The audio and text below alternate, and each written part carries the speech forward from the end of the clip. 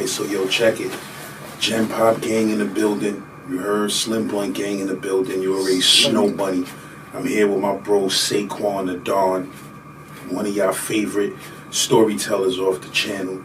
You heard, before we get started, let me make sure I tell y'all, go on Spotify, type in Major Saint Last Bangers, and check the new playlist that I'm making.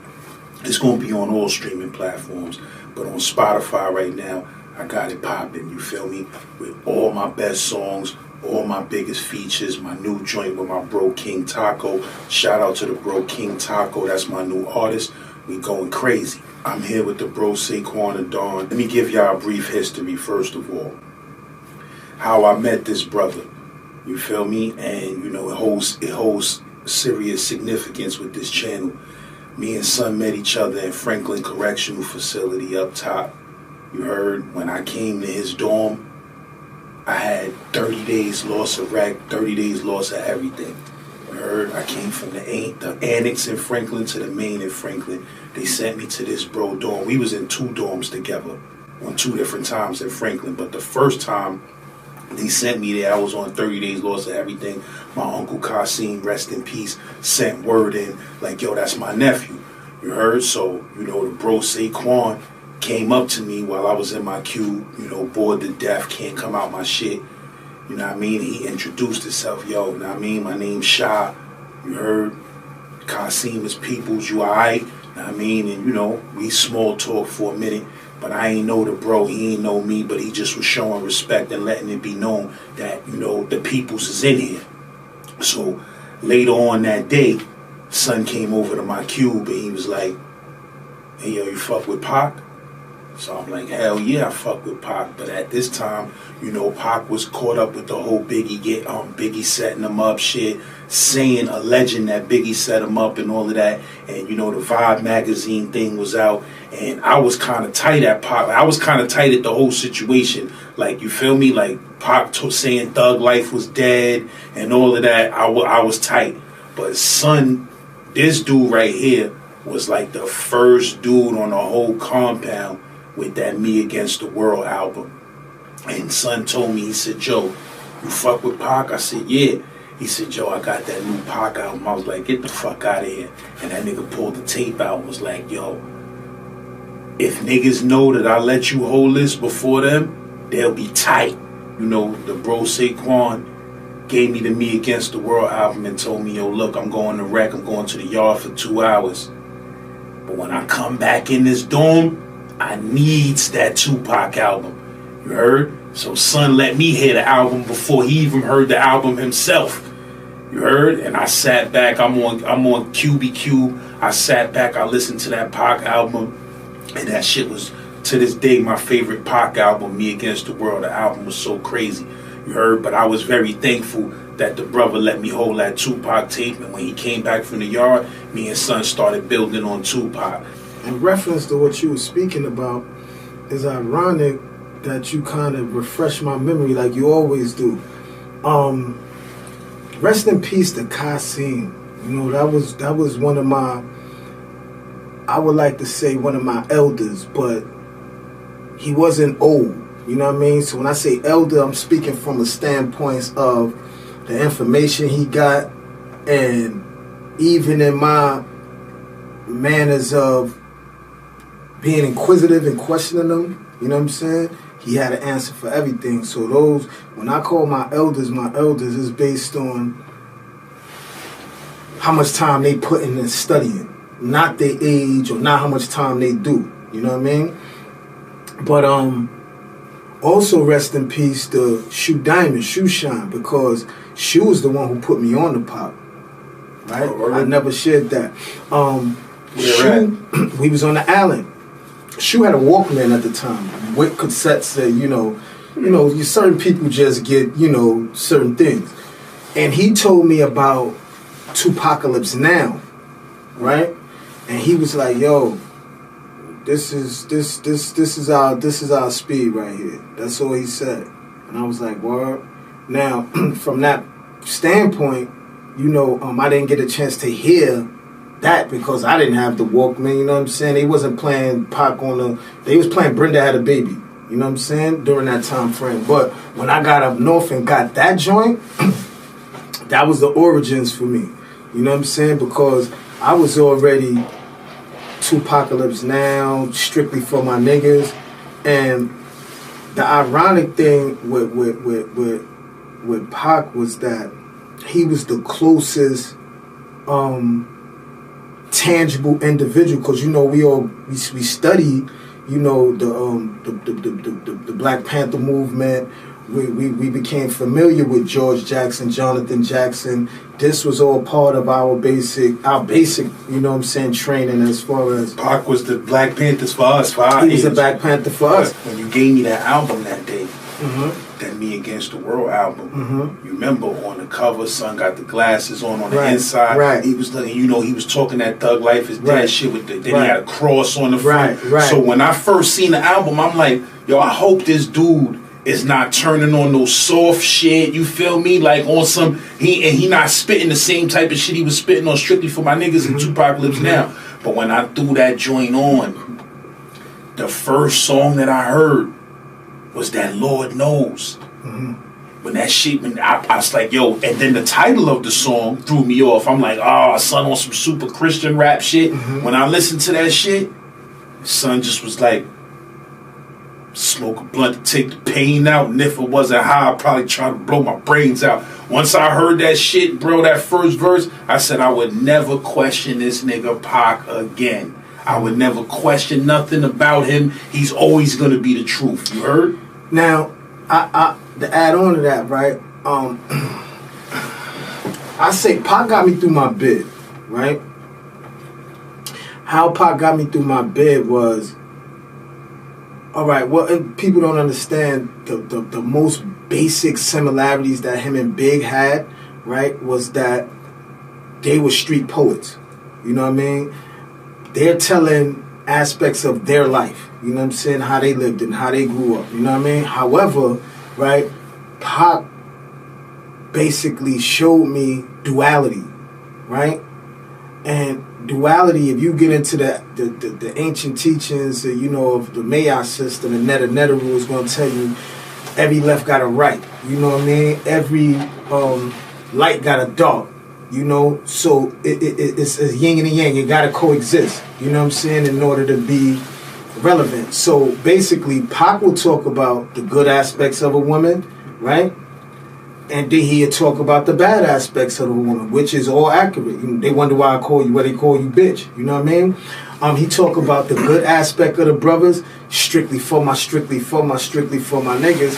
But then he also talk about, you know, the other aspect of dudes and how foul motherfuckers can be and treachery. The reason why this brother right here, Sequan, you know, is so important to this channel and important to me with this storytelling shit is when I first met this dude in Franklin Correctional Facility, after he let me hold a Pac tape, and I realized that Son was a good dude. And, you know, at the time, basically, Son was kind of running the dorm. You know, we had a bunch of real dudes. I don't remember who was in the dorm at the time, but, you know, you was kind of like, you know, the dude running the dorm. And I came in the dorm, you showed me extra love. But once we got cool, I started playing your cube a lot. And Son basically started giving me Brooklyn heritage and knowledge, because, you know, I'm a young dude, just came out the house 2 days ago and caught a case and was up north. I only knew about Brownsville and East New York, really. Like, I got family in Marcy, I got family in Williamsburg, you heard, like, I know about the whole Brooklyn, but this dude's knowledge on Brooklyn was extensive. And when we got cool, that's when you whipped out the photo album. And when you whipped out the photo album, let me explain this to people. This nigga had a photo album with the most legendary of legendary fly-ass and real-ass niggas from Brooklyn, from Crown Heights, from Fort Greene, from Flatbush. This nigga had a Bible of Brooklyn pictures that I hope you ain't lose that photo album. When I tell you, this nigga had pictures of 20, 30 Brooklyn niggas low down from head to toe, all type of shit, not just low. And in these pictures, this dude was always the littlest, youngest dude in the picture, fly as everybody else, if not flyer. So I'm looking through this dude pictures and I'm like, yo, this nigga know everybody in the whole Brooklyn. He got the receipts for every story he tells. And that's when we started. I started telling him my growing up in Brownsville stories. And he started telling me his growing up in Fort Greene and Crown Heights stories. You feel me? And we used to break night in your cube telling stories to a point where our steady police didn't even fuck with us, bro. You don't supposed to be in nobody cube at 3, 4 in the morning. We up at 3, 4 in the morning with the pictures out, with photo albums and letters from different Brooklyn legends. And son used to just be basically giving me the history on Tompkins, on Sumner, on Marcy, on the Fort, on Flatbush, and just breaking down the hierarchies of everything. So this storytelling shit that we do on this channel, it ain't really start on YouTube. It started in the penitentiary. You heard? Even in the penitentiary, this dude's stories captivated me and made me proud to be from Brooklyn. You feel me? And I envied that photo album. I envied that shit. I said, damn, like this nigga right here, he got the receipts. For every story he talk about, he got the receipts right here in these photos. And when I say, yo, bro, listen, when I say niggas was just, these was legendary photos. And then on top of that, the jail photos from major motherfuckers. Signed, you feel me? And, you know, son embraced me. Son embraced me and brought me into that motherfucking love for the Brooklyn culture. You feel what I'm saying? I already had the love, but he just opened my eyes to a whole nother side of Brooklyn. That fly shit, that money getting shit. You feel me? Son told me stories about Midtown and Snap. I never heard, you know, I knew about digging pockets downtown Brooklyn and Pickens Avenue and shit like that. But son schooled me to the Midtown pocket digging game and who was the main hierarchies of niggas that was doing it and downtown Brooklyn and who ran the mall and, you know, son was giving me all of those jewels. You feel me? Shout out to Big Slop. Shout out to Fuji. Shout out to Hawk and them boys. You heard? So this is why this dude is one of the first dudes I had on the channel giving good Rikers Island stories and shit like that. Because when we was up top, son had a photo album that summarized the entire Brooklyn. You feel me? And that shit was epic. And a lot of these stories that he told on the channel, I heard these stories up top, you know, 20 years ago. 20-something years ago. So, you know, with that being said, you know, welcome to the motherfucking podcast. My bro Sequan St. You know, a lot of y'all dudes out here know him as Sha. You feel me? That's why y'all be confused. Like Sequan, nah, you know Sha. You know what it is. You heard? Shout out to the people. Shout out to the whole BK. But now that I got the bro here, I just want to ask, I met you up top. And you was in C-74 before I was in C-74. Right. You know, you might have been there a little while I was there, but how did you end up on Rikers Island in C-74 on that trip where you got cut, and how did that happen? Like, you know, we told a story on the channel. He told a story about getting cut in C-74, but we're gonna go into more vivid detail now. You heard? But how did you end up on Rikers Island at that time? Well, first of all, see, everything with me, it stems from the street. It ain't no just so happened jail situation. You know what I mean? It's like shit got done in the street, you know, and at that particular time when you go through, you know, it's like everybody, is always going to be somebody on the alley, you know, whether you get to see them right then and there or you don't. You know what I'm saying? It just depends on what position they in, how they represent themselves, if they represent themselves. All these different microscopic things play a major role. But also, it's like you know, thinking back on it now is a total different outlook than being in it in the moment at that particular point in time in life, right? And it's like, you know, like your projects, like Cypress, like a lot of projects that have issues with each other, this side against that side, you know, whatever the case may be. And there was things going on in my projects at the time with different sides, you know, and it was ongoing, and it started before I can remember, but you become inherited. It becomes inherited. You know how these things go, and I was in the what we call them, reception domes, the Mod 5s and the Mod 6. So you know you're gonna be in them and you're not really seeing everybody that's in the building when you in these particular dorms. You may see them on a visit. You may see them, you know, in crossing, but you're not going to see them at chow. You're not able to go to the school floor, I don't think, with regular gym pop, because you kind of still, they make an assessment. They're going to send you to the sprungs. They're going to keep you in the building, whatever the case may be. So it's been maybe some months, maybe 2 months before I hit general population. You know what I mean? So I wasn't really seeing who was really actually there, who was in the building. Didn't know. But you go on your visits, you go to court, you know, you start seeing people, and people like, yip, yip, yo, get out of there, come. You know what I mean? Like, not on no backdoor shit, but on some real, come be with the people. So I'm like, yeah, all right. So, like, pop that shit off. You know what I mean? So after a time period, you know, after I get my first little package, my little long johns, underwears and shit, and it's time to really go. So I winds up blowing it up, getting it on at the phone. We all leave. 5. What happened with that phone situation again? What happened with the phone situation was,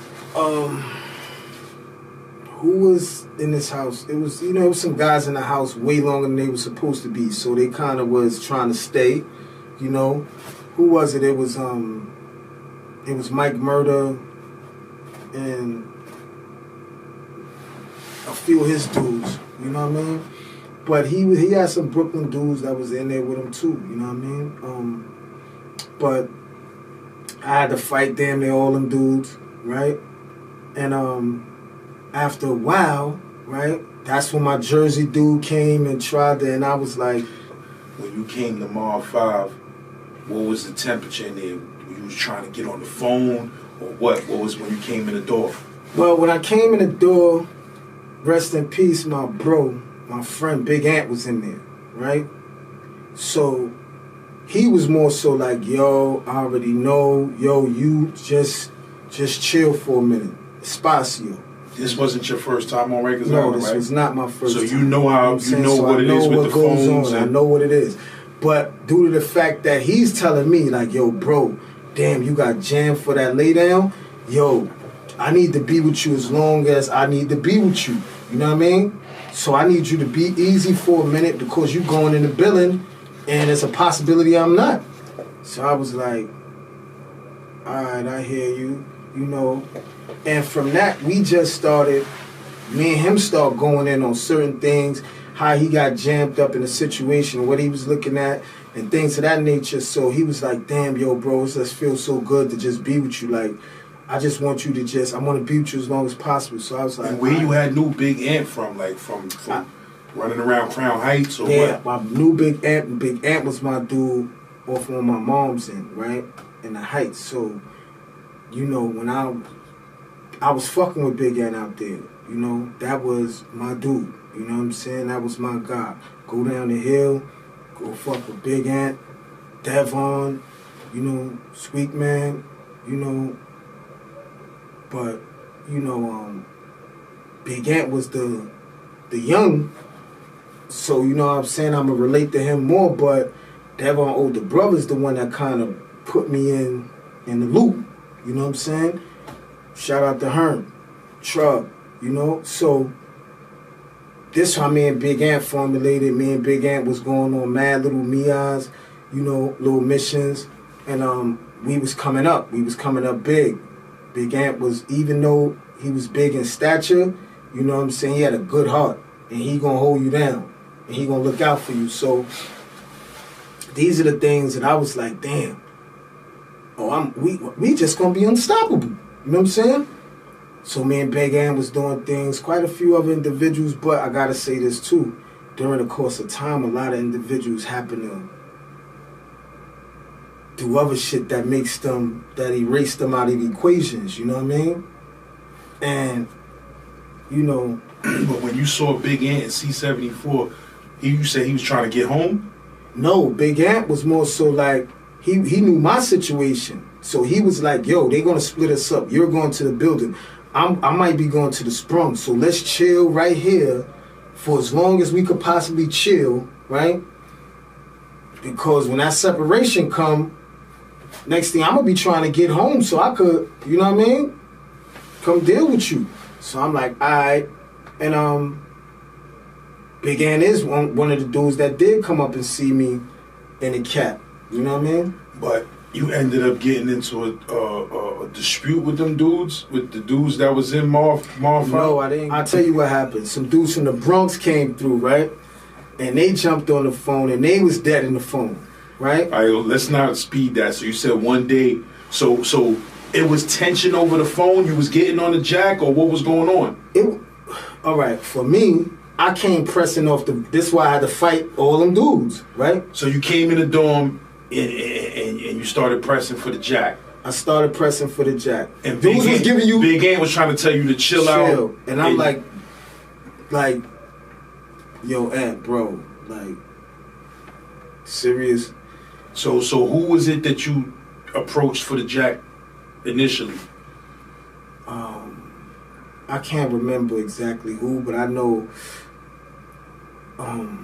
it was Mike. It was a dude named Shy from Brooklyn. They had their dudes with them. I can't remember them all, but I know it was one I used to fight like day and every day. Ballhead dude from Uptown. And we used to just go at it, cause anytime it's just to be like, yo, this nigga don't get it. Right? This is what they would say to me. What I'm saying, but you was telling them you had to get on the jack, and they was trying to deny you. It wasn't no telling them, no, I'm going to get on the jack. I'm getting on the jack, and then I'm rocking out, and my back is to the joint, watching the whole dorm while I'm rocking, right? So they wasn't liking that, right? So I had to fight. I fought, and then the next day, I'm doing the same thing. So niggas was mad because you was just acting like you wasn't getting off the jack. I wasn't getting off the jack. And so after you get off the jack, niggas was trying to run down on you? After I get off the jack, that's what it became. It became a regular thing like that. So then they try to monitor a nigga, yo, don't. And then it was like, don't let him get on the phone. Don't let me get on the phone. All right, so it's time to go, right?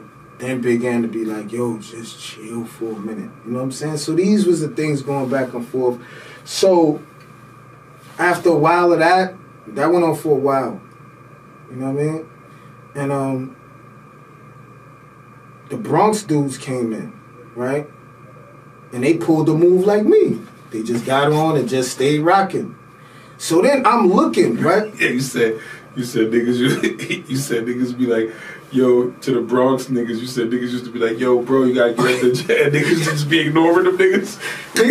Now, don't get me wrong, right? This is why I always say I fuck with my Bronx niggas. So now my Bronx niggas was pulling the move, but I'm looking at, I was saying, see, I knew, right? But what the Bronx niggas was doing, or how they was violating? First of all, the Bronx niggas came in straight up like steppers, son. They wasn't playing. How many of them? It was three of them. It was three of them, right? I was doing something, right? Because I already rocked out. Had my fight. You know what I'm saying? So I'm back in there talking to Ant and somebody else. And it was another dude from Franklin Ave. I don't remember who it was that was there with us too. And he was like, yo, just chill, son. But The Bronx dudes came in, because you look up every time somebody come in. All right, they from the Bronx. Somebody asked them, yo, we from the Bronx. They was like, yo, we from the Bronx. All right, cool. So, them niggas waited for a minute like, yo, them niggas got on the joint, right? They got on the joint. They was right. Now, I'm not paying attention because you doing this, that, and the third. So then I know they was on the joint for a minute. I was like, okay. I said, let me see what these clowns, you know what I'm saying? Looking at these dudes is trying to, yo, you remember the next sign? He's trying to get a Bronx niggas. They're trying to get a Bronx niggas the Moeto sign, like, yo. Nigga spin on them, right? So now I'm seeing it play out. This show went on for like a good hour, right? After the count, you know what I mean? Jump right back on. Oh, the Bronx niggas? The Bronx niggas jump right back on, right? So check it. I'm like, yo, so y'all ain't gonna press them, right? Niggas is ass, just like this type niggas shit. Was acting scared to press the Bronx niggas? Yeah, they ain't pressing the Bronx niggas. See, but I already know, but I don't know what everybody else know. I already know, like, y'all been in here too long anyway, right? So y'all way overboard, right? Y'all doing something that I can't put my hands and my fingers on. So these niggas was trying to stay in the orientation dorm for longer so that they could just run the dorm and shit? This is what I was perceiving. But the police be doing that because they like certain people who run the dorm. I get that. However, even fuck with the police, like, you know what I mean? Because at the end of the day, right, everybody in the building like, yo, these dudes still over. Everybody gonna formulate their own opinion. You know what I'm saying? So what happened was, dudes, so I said, all right, it's time to leave. Yo, Big A, I can't do it no more, bro. I just can't. You know what I'm saying? So I went and I set it off on the Bronx dudes. Now, people would say, like, damn, why you just set it on them niggas instead of setting on the Bronx niggas? See, because my mind says, like, we're all leaving, right? So now, since we're all leaving, I want to see how y'all gonna handle yourself where it's all it's on time and all the time. What you mean? You went and set it off on the Bronx niggas? I set it off on the Bronx niggas, right? So the Bronx niggas might thinking I'm with these niggas, right? But I'm not with these niggas. I'm dealing with oppression from these niggas every day. The Bronx niggas wasn't letting nobody else get on the joint?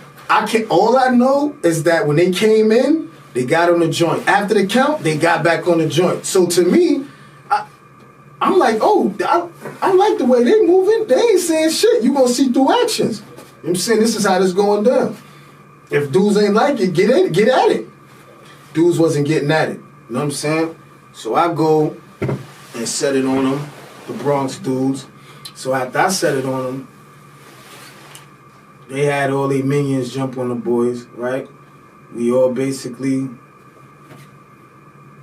get kicked out, right? So now when we get kicked out... What happened with the Jersey kid? He came in... What happened with the Jersey kid? The Jersey kid came in, the Jersey kid have the... Wait a minute. Was the phones able to call out of state at this time? I can't remember that. I don't think they was able to call out of state because the phones was free. But I don't think you would call out of state. I'm not sure on that one. Don't quote me on that. But, Now, so hold on. So before the Bronx kids came in, the Jersey kid got cut? Yeah. All right, so what happened with the Jersey kid? So basically, all right, so boom. While this phone situation is going on, a Jersey kid comes in and sees Muslim, that it's good brother. And he sees that it's some tension over the phone between you and the rest of these other dudes. He's seeing the fight every day, right? So he comes to me, he like, yo, I see what you going through, Op. Yo, Op, I'm down with you. I'm with you. So I'm like, bro, like, nah, it ain't even that. You know what I'm saying? So now he was like, so now he's being around Anthem. He's hearing Anthem like, yo, just chill. He's hearing both sides, right? Who, the Jersey? The Jersey dude, my brother Op. So he more so like,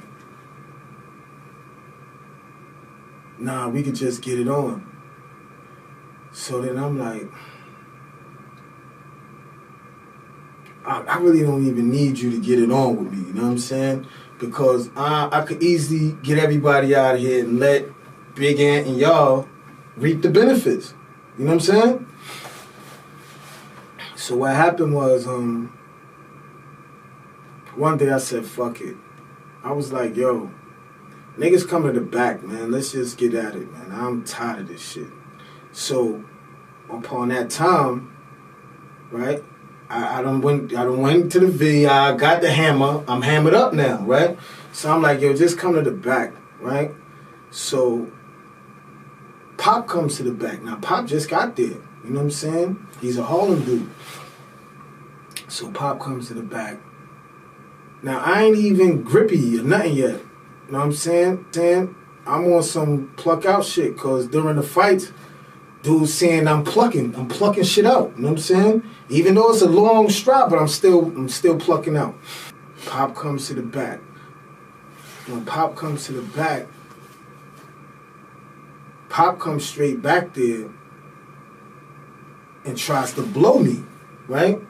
This was an isolated situation. When I went and told niggas to come to the back, Pop came. What was it that made you say, yo, fuck that, come to the back? Like, what happened that particular day? It was just, you know, some days you could listen to your man, and then some days it's like, man, fuck this, man. You know what I mean? Like, fuck all this shit.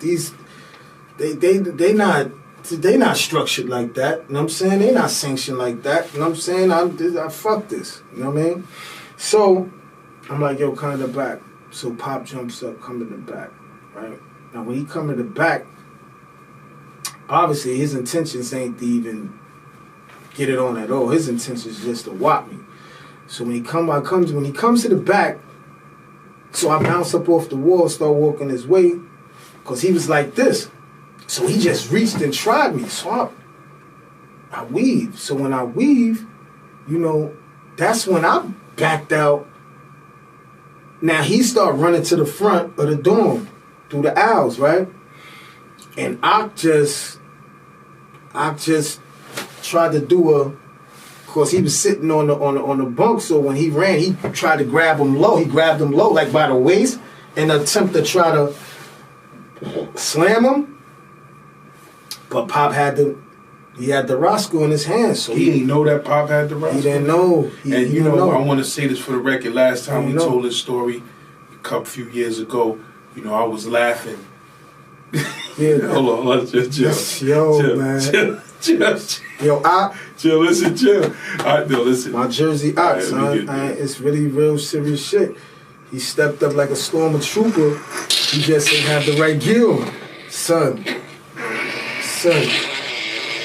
Come on, lad, son. Something's wrong with you, son. For real, son. Nah, for real, something is. Nah, what the fuck is wrong with me, bro? Why is this shit? Nah, I gotta set this straight. Yo, look. Yeah, you laughed at this shit, cuz. Yo, nah, man, this shit ain't even funny. Like, listen, now some jokes. Nah, all right. Hold on. Now, all jokes aside, though. Damn, son. Yo, chill. Yo, my bro Ock, right?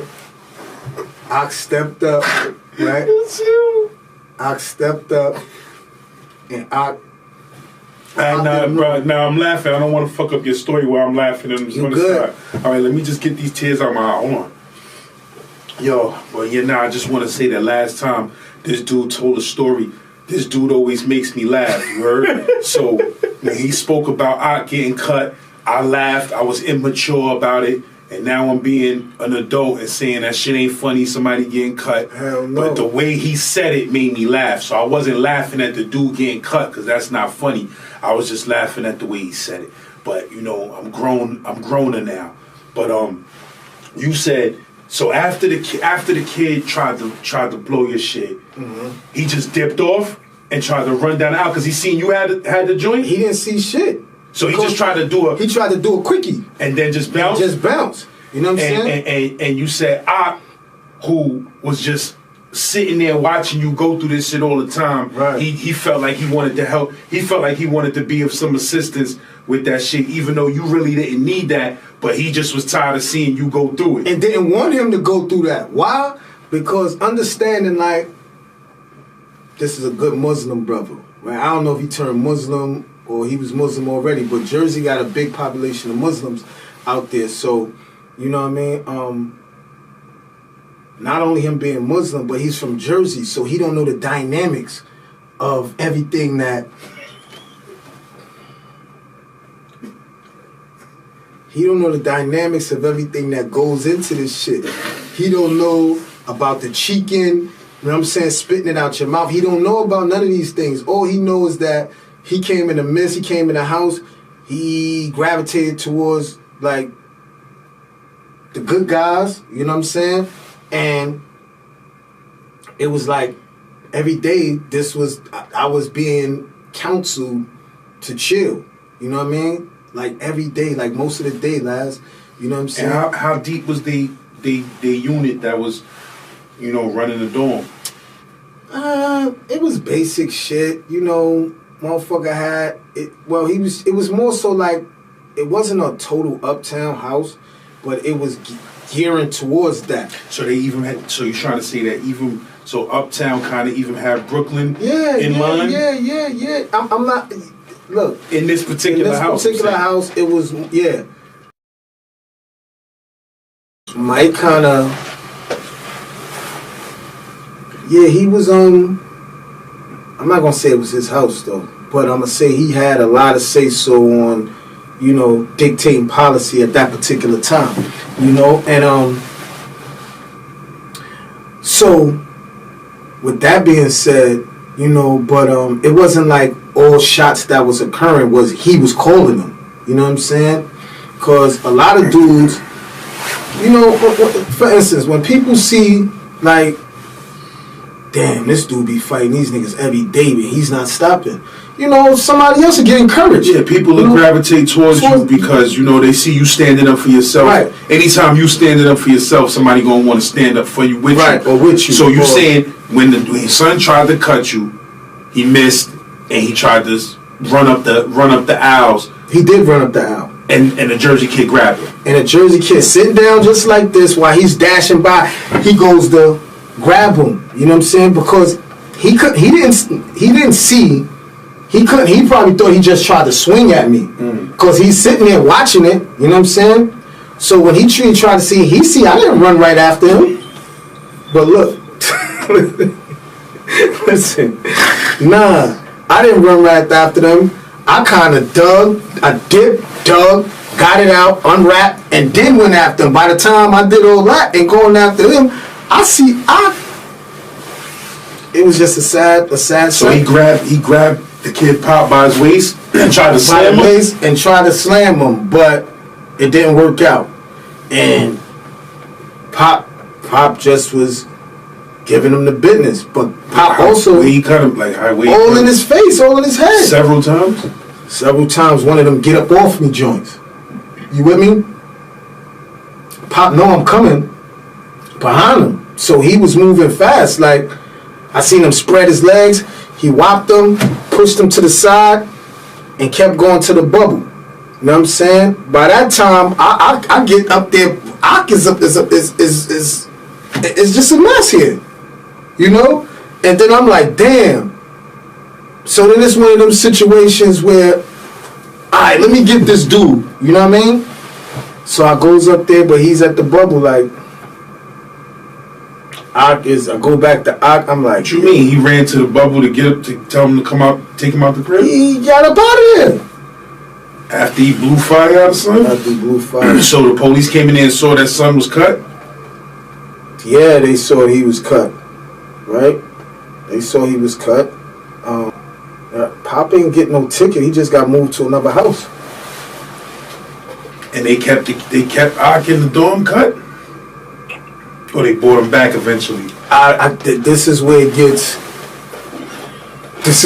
blurry. I don't know what happened to Ock, man. I think I seen Ock in passing in the hallway sometime after that.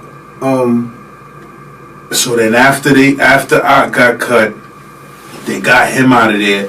They got the kid Pop out of there. Mm-hmm. Now you in there going through the same shit again when the Bronx dudes coming. Nah, it wasn't.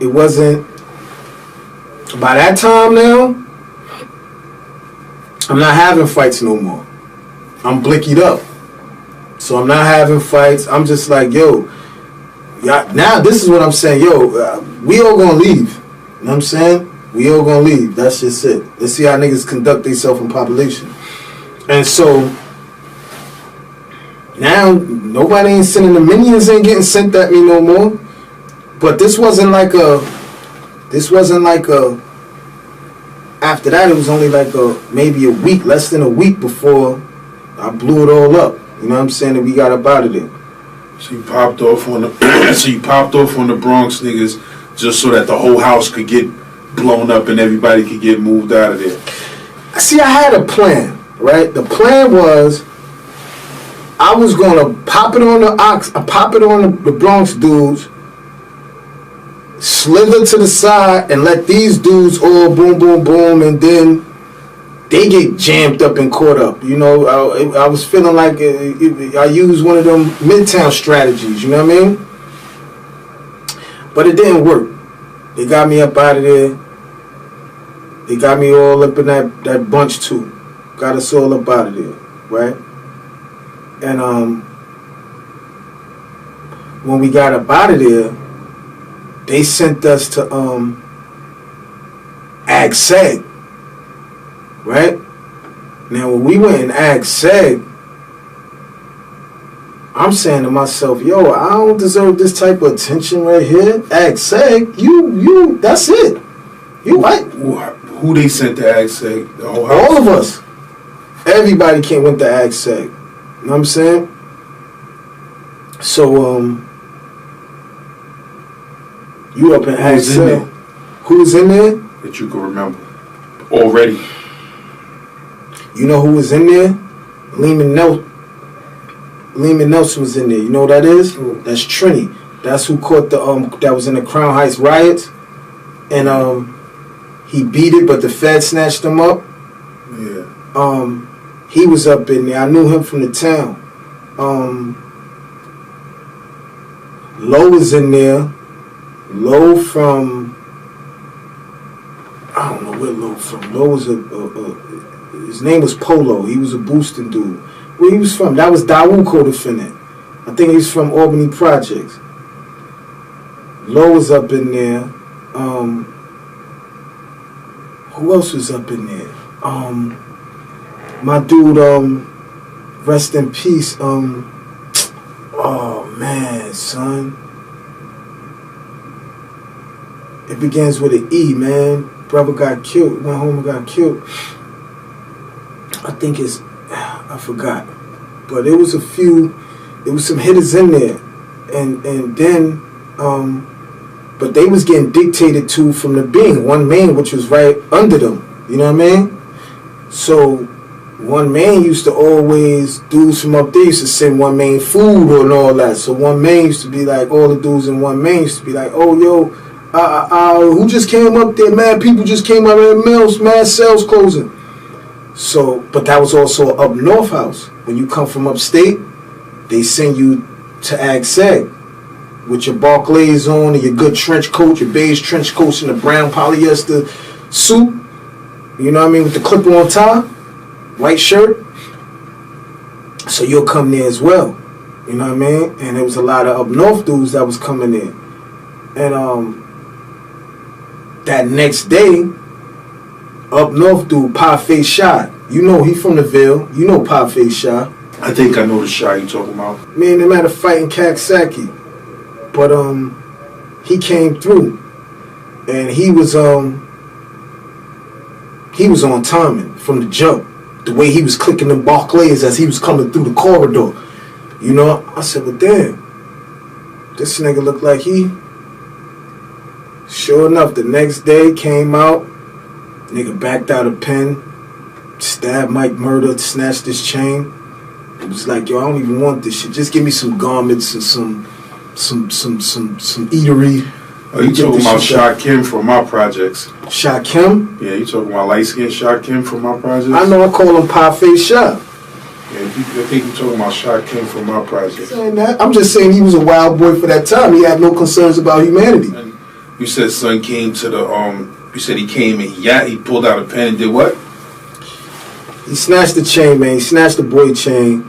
Told the boy, I don't even want this shit. Put together me some good outfits and some eateries, and I'll get his shit back, man. I'm just coming from up north, man. I don't give a fuck about nothing down here. I said, oh, shit.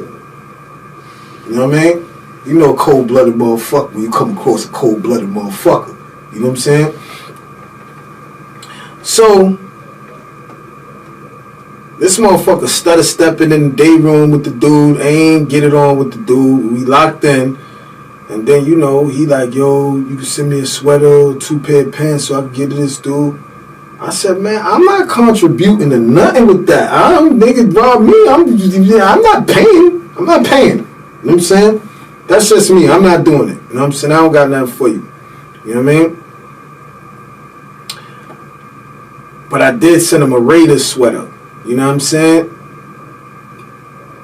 No, I'm lying. I ain't sent him shit. I gave the Raiders sweater to Shaw. That's what happened. I gave the Raiders sweater to Shaw. Yo, here, man, you don't got shit, man, here. You know what I'm saying? And he was like, yo, good looking. And then we went to Population. And we all went to Mod 8. You know what I'm saying? Them dudes went on the side where dudes from my projects was over there at. You know what I'm saying? So, you know, that weekend went on the VI. Who went on that side? All them dudes. The ones you was beefing with? Well, I wasn't really beefing with them. You know what I'm saying? It was a matter of, they were saying I can't rock on the phone with the Muerto sign. And I was like, man, I'm rocking out. After I finish rocking out, a Doja come, we get it on. So we get it on, and we get it on, and we get it on, till I went and got the burner. When I got the burner,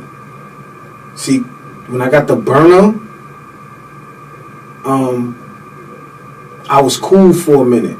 Because matter of fact, Ant got me my burner.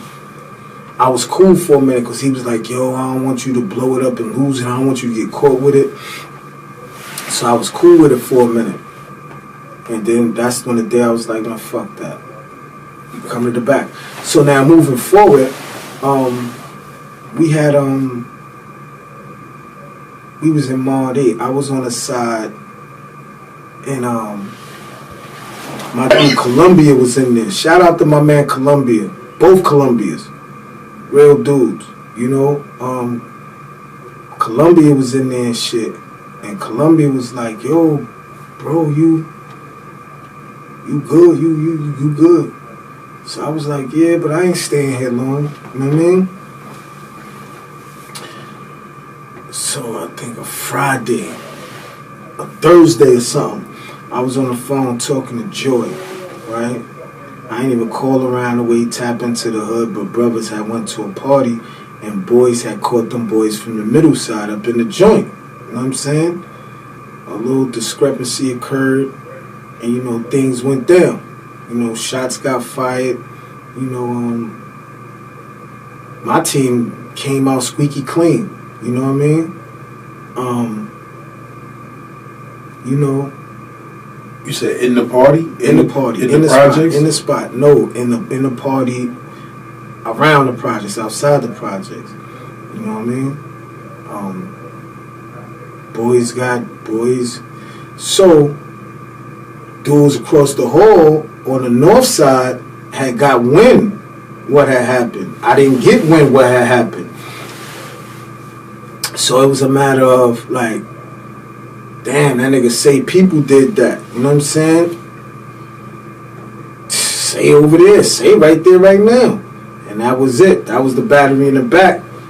And then coming out the mess hall. So you saying that when you went to Mod 8, it was dudes on the other side of Mod 8 that was from your hood, and they got word that they peoples got hit up, and it was your peoples that did it. Yeah. And you ain't even know what was going on. I didn't know what was going on, but here's the thing. Shout out to my dude Stevie Lugo, but Stevie, you know, he come through and he'd be like, yo, we don't do that. While we in the pen, we don't do that getting it on type shit. Unless it's some outstanding shit. Anything other than that, that shit get deaded. Because we did have issue with the middle side niggas, but we always on the island together. I just sent them some smoke. You know what I'm saying? That night before that, sent them niggas some smoke. You know what I'm saying? I just didn't get on the phone and find out what was going on around the way. I was chopping it up with the chick that came through. So they knew. So lunchtime on the walkout, them niggas transformed. Nah, he transformed. You know what I mean? Crept up on me and blew me. You know what I mean? And when he blew me... You said that was behind the gate? When you come out the mess hall? When you come behind the mess hall, at that time, they was lining us behind the gate and they locked the gate. You know what I'm saying? So we all locked up in there.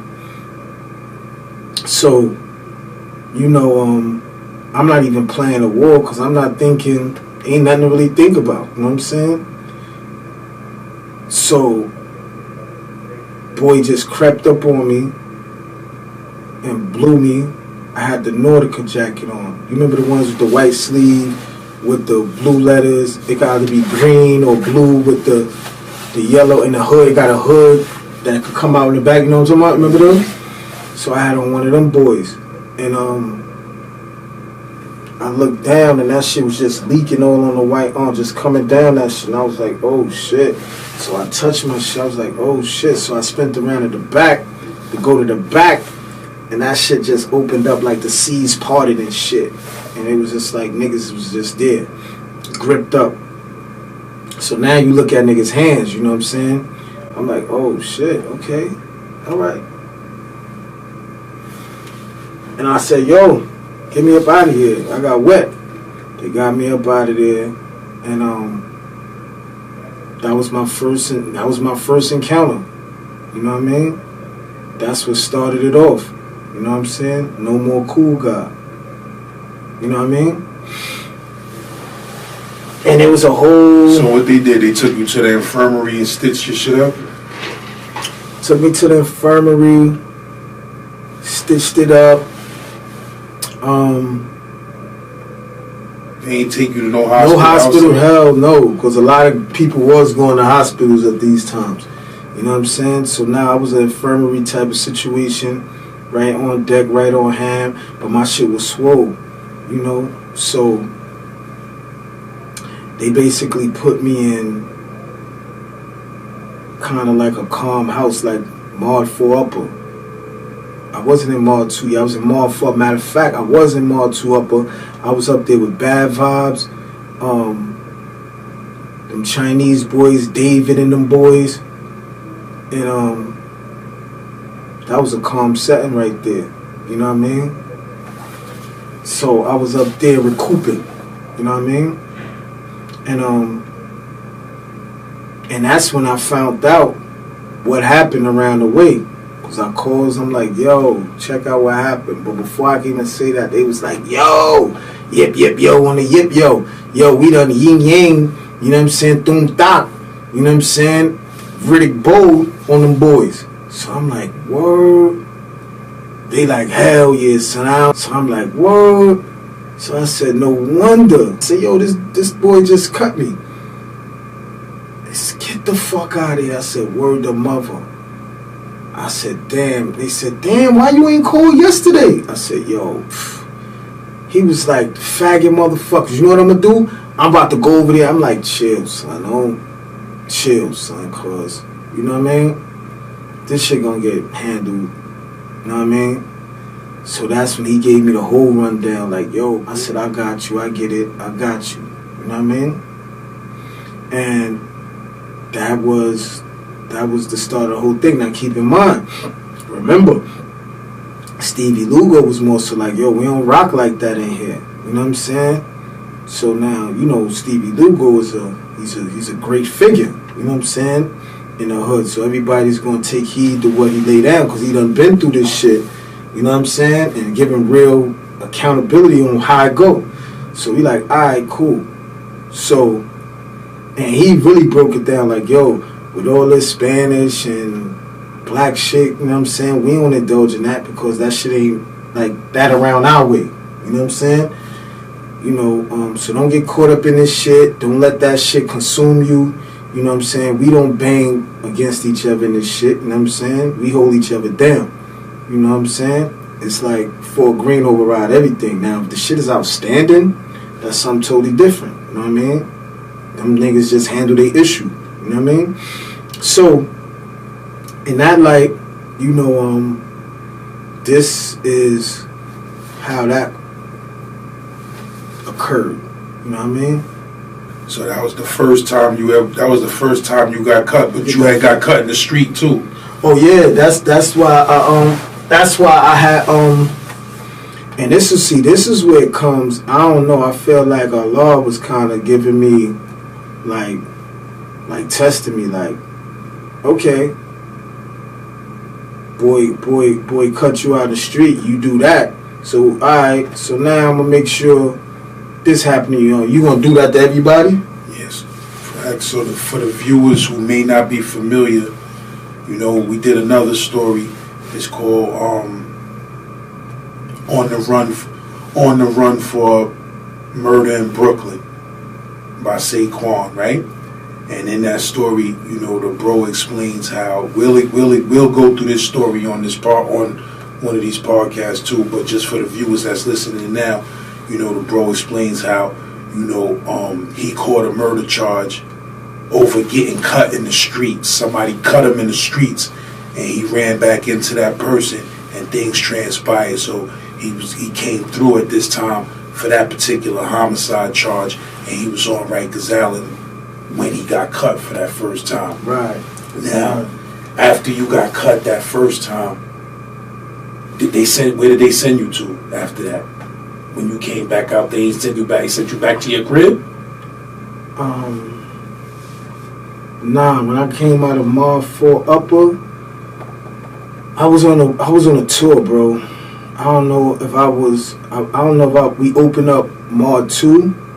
No, we opened up 2 Upper. Because 2 Upper was closed. It became an adult house after like the 90s when the Bronx had it. They closed it for a minute. I think put adults in there. I think we opened that up. Or did I go to Mar 9? I can't remember precise. I remember you said you came back down to where. No, bro, that cut you was at. No, I had to request to go back there. I requested to go back there. I requested to go back to Mar 8 so I could get my get back. But when I made that request, I was already in either 2 Upper or Mar 9, right?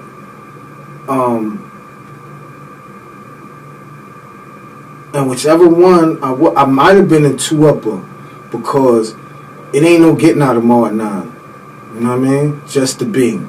So I might have been in 2 Upper, and what happened is I requested to go to Mar 8. I dragged all my shit while they was on the school floor.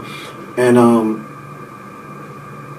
I seen boy, and I was like, "Yo, I'm just coming to get to the business." So he like, "Alright," and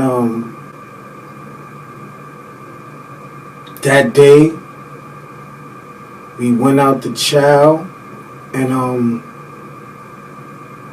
now we wasn't lining up against the gate. I ain't even pay attention to that. We wasn't lining up behind the gate no more. Now we line up in front of the gate. And when you at that particular mess, when you line up in front of the gate, the captain's office is straight ahead. You know what I mean? In the bubble, the captain's bubble. No, the bubble is right there, the door where you open up with the captain's office, not the bubble. Right in front of the mess hall. See, because my intentions wasn't to kill him. My intention was to hurt him. You know what I mean? That's on God. You know what I mean? That wasn't my intentions to man down him. My intention was just to hurt him. Let him know. You know what I mean?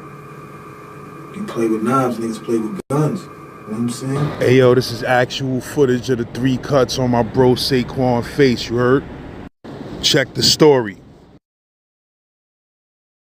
Like, oh nah. You know what I'm saying? I'm out of here. I'm about to get this done now. So boom, put the tray, goes out there. So now when I go out there, it's not like, nah, you can't go where you want. Start from, either they saying start from the front or line up. So boy is in the front. right?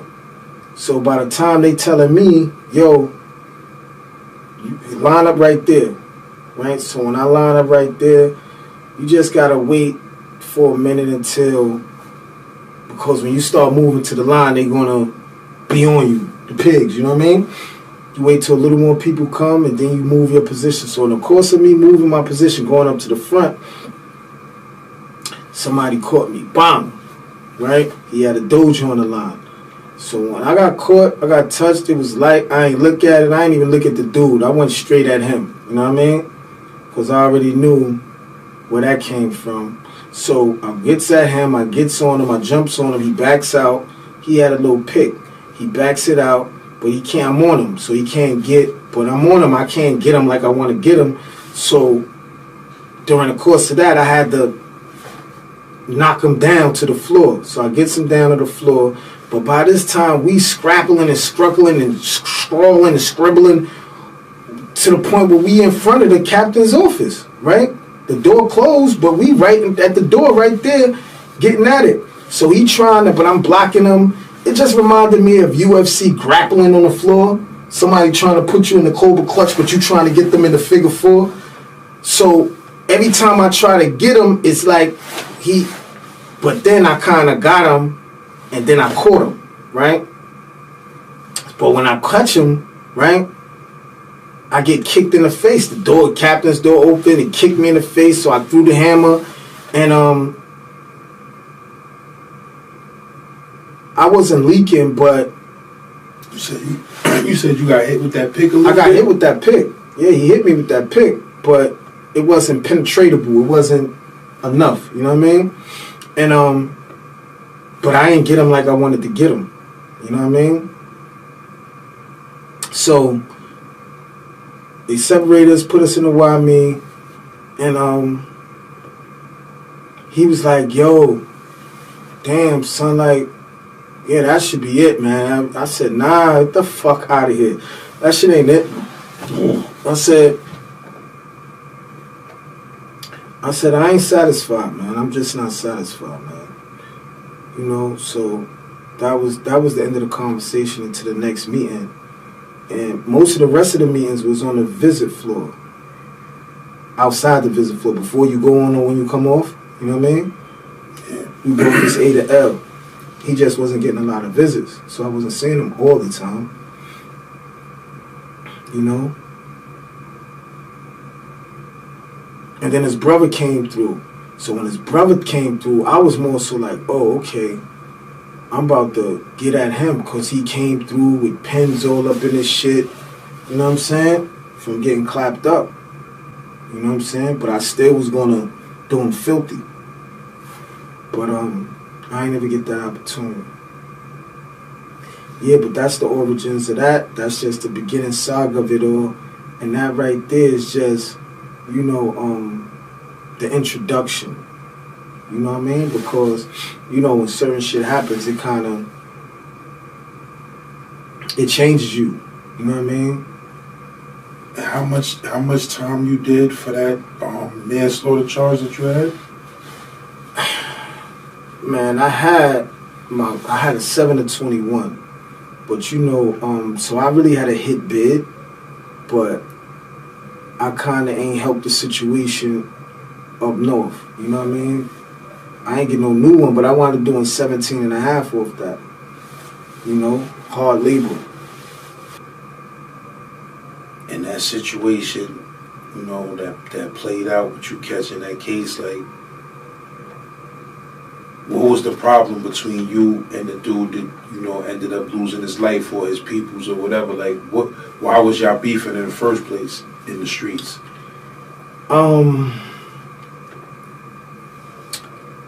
That's a good question. You know what? The truth of the matter is that every issue I ever had was somebody else's. You know what I mean? It was a dude that I was cool with. I go pick up a dude from school, right? Now, when he with me, you know, he my guy, but you never know how individuals get handled around their way or where they school be at. You know what I'm saying? I would think that a dude is kind of respected or, but, that I guess that wasn't the case because I go around there and I go pick him up. I pick him up and we walking, and when we walking, it's like it's just two dudes just sitting down and they just screwing the shit out of us. And I'm like, what the fuck is these dudes? Like, what the fuck is y'all looking at? But they know him. This was at Crown Heights? This was in the Heights. You know what I'm saying? I left from school, went up to the Heights to go pick him up. He was going to 391. And I go pick him up, and this junior high school shit. So, how old are you at this time? At this time, man, I'm like 14. You know what I'm saying? Fresh in Sarah J. You know what I mean? But he's still in junior high. My little man, right? So I go up to his school to get him, and dudes is just screwing him. So I'm like, what the fuck is y'all looking at? So they jump up real quick, like, what the fuck? Like, this nigga ass. I don't know what the fuck who you is, but this is not what I got from the way they jumped up. So when they jumped up, at this time my hand was wrapped up from this cut right here, from hitting the jewelry store window. I spoke on that too. I told that story too.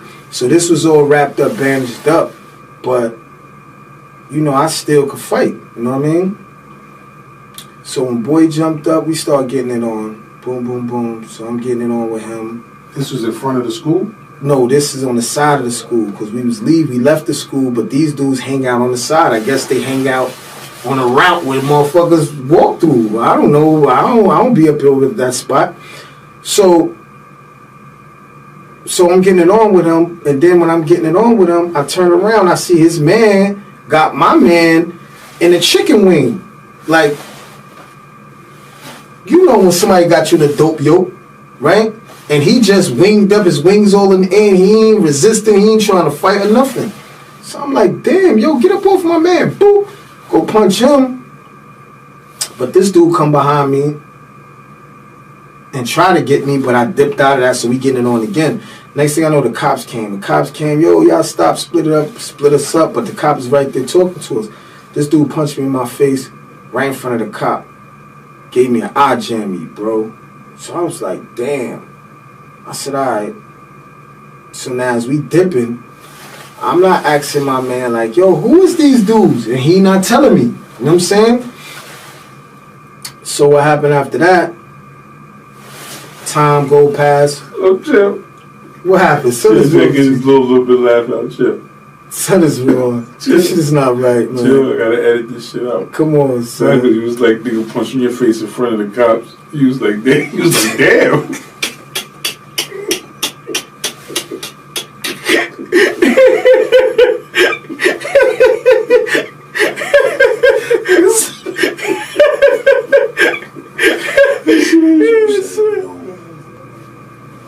So after that happened, after the police showed up and that situation happened, they made y'all separate and y'all bounced?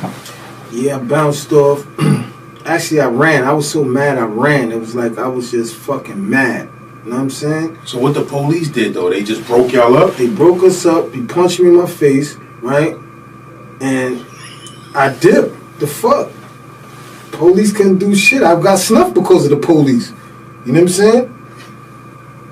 Fucking, yo, man. Listen, man. And so you dipped off, and then when was the next time you seen that dude? The next time I seen him was a summer, right? Maybe the summer next year, right? I was in a stick shift. I was in a Toyota Supra stick shift, right?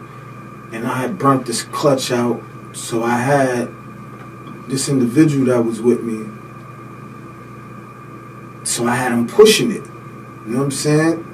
While I try to get it started so we could dip back out, but he was mad weak, so I had to fucking get out and tell him what to do in the driver's seat as I push from the back. So as I'm pushing, I see this dude He goes in the store. I'm in the middle of the block, but he's going in the corner store. So I said, oh shit, yo, push this shit to the side. Fuck this, right? Push this to the side. Waited outside the store till he came out. He came out. He had a 40, right? So I said, yo, you remember me, right? And he was like, oh, nah. This was before he cut you? This is when he cut me. Oh, okay, all right, so that. So I'm like, oh, word? I said, all right, so look, this is what you're going to do. I'm going to show you how to remember me. Boom! Snuffed him. He dropped the 40. So then we started fighting. Now my hand is healed, right? I'm fucking him up, but I'm just deliberately not getting him on the floor, stomping him. I'm just like a tactician, just plucking him out. You know what I'm saying? Plucking him out. So now, dudes in the park, they see it, right? And then the dude that I went to pick up from school, who come to find out that they used to be handling my dude, you know what I'm saying? But he comes right there, and he rooting me on, but yet and still he ain't never still to this day ain't tell me like who these dudes was or how they was handling them and why that happened or nothing. You know what I mean? So this is a word to the wise, man. Don't be quick to jump out in battles with motherfuckers and motherfuckers ain't handling their business, because motherfuckers will put on a perfect performance in front of you, but when they elsewhere, they don't got that same energy, bro. You know what I'm saying? You'll find yourself just doing some outlandish shit and taking 17 and a half years out of your life for some shit you don't even know. You know what I mean? So, that's a word to the wise right there. However, you know, dude is right there. He commentating, yeah. So as I'm plucking dude out, he reaches. He gets the fucking, I don't know how he reached, because I ain't seen him. But then, when I'm about to go in again and pluck him, dude says, yo, watch out, he got a razor. So by the time I heard that, I was already in this area like Iron Mike. You know what I'm saying? And he just wet it. Bam! So I stepped back. I had on the blue, I'll never forget, I had on the blue with the green pipe and Lecoq Sportif sweatsuit. And that shit just started dripping down my shit. And by the time I'm looking at that shit like that shit is a movie, like, oh shit. And then when I looked up at him, he jetting, he dipping. And that's when I touched my shit, and I was like, it was in my head, on my ear, you know what I mean? And coming down. So you said a piece of your ear was hanging? A piece of my ear was hanging. He had one of them good boys, them orange boys, pop, pop, pop. You know what I mean? Didn't lock it. So when he wronged me, it was a chop. You know what I mean? So that right there, that kind of fucked me over. You know what I'm saying? Because after I started feeling my shit dangly, I don't know, son. I kind of blanked out, son. I just got so mad, son. Because I'm like, all these motherfuckers, why the fuck is these motherfuckers around me and I'm getting cut? By this time, he done dally. He done crossed the street and he's out. So by the time I looked at him, after I'm thinking all this, I'm kind of fast. So I dipped, catching up with him. But I couldn't catch up with him. So he ran. This had to be a trap. He ran in the trap. And I'm screaming, so I fucking picks up a broken vacuum and swing that shit and throw that shit up there. So then he comes out the window. He got a wop, a oo-wop. So I said, oh, okay. I dips. You know what I'm saying? He let it off or just pointed? He didn't let it off. He just pointed it. So I said, all right, what the fuck? You know what I'm saying? Now I'm mad, right? And how old are you at this time? Like 16 now or 15? Maybe 15. Because I was 16 when I first caught the case. You know what I'm saying? So after that, that's when I put, because I'm not staying over there. So I put word out like, yo, look, man, when y'all see this dude, man, yo, man, just call my crib. But I'm not staying at my crib, you know what I'm saying? I'm staying downtown, you know what I mean? And so just so happened, maybe a year later, I go back over there, staying at my mom's crib. My mom's ain't there, so I'm sleeping on the floor in the room. And I get the call. Yo, old boy is up here. I said, what? Got dressed. And went down there, went up to the school, ain't see him. Then I said, yup, niggas could be coming this route. This the route niggas be coming. You know what I'm saying? Went up the route, I ain't see him, but I seen Big Ant. Big Ant in black was in the battle van. You know what I mean? So I'm like, yo, man, look, I need y'all niggas to drive around the block and come and pick me up. They like, yo, what's up? I said, yo, man, just drive around the block and pick me up, man. I'm about to handle something. So Big Ant was like, alright, man, we going around the block, man. They dip. As soon as they dip, I went to go keep walking up that way. Motherfuckers was coming out the store. You know what I mean? And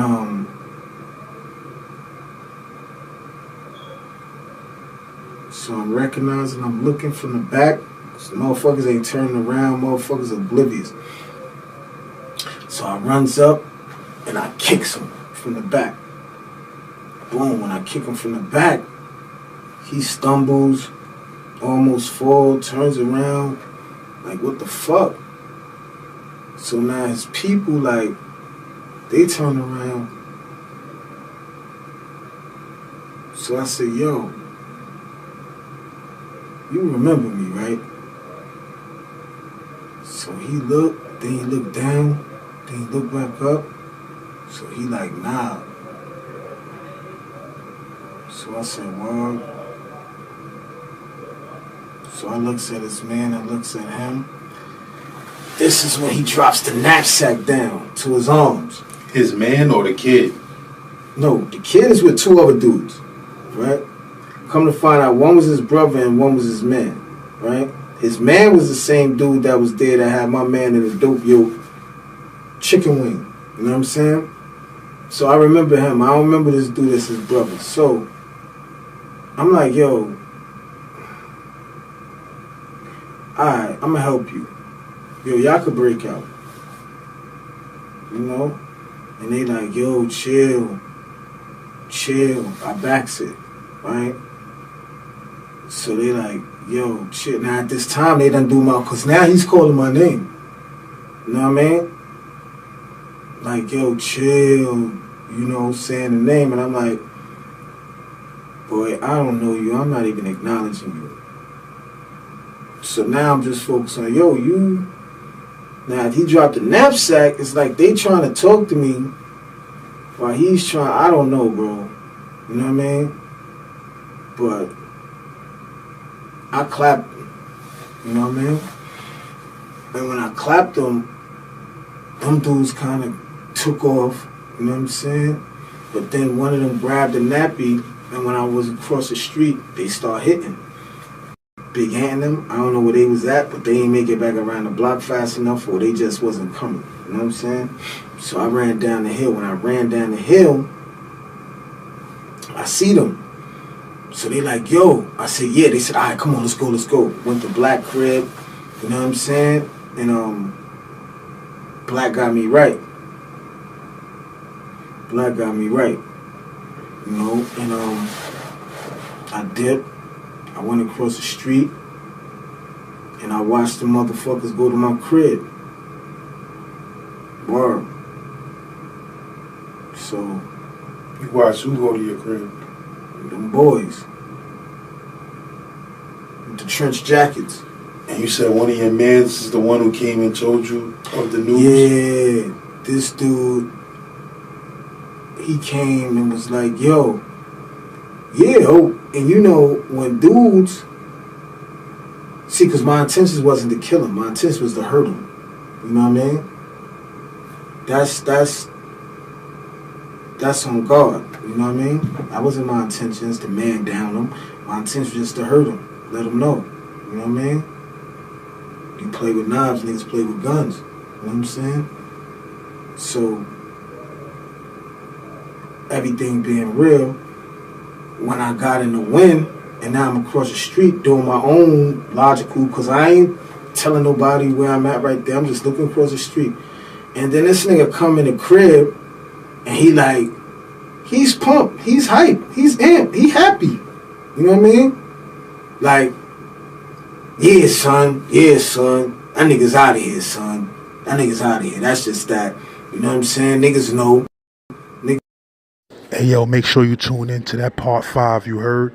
Go on Spotify, type in St. Laz, add that playlist. Major St. Laz bangers, nothing but heat. My biggest collabs, my best songs, my songs with King Taco, new King Taco Fire. It's all on this playlist. Life is so crazy. Laz and Tola. Life is so crazy. Yeah, nigga, the ghetto is hungry. Slave, what up?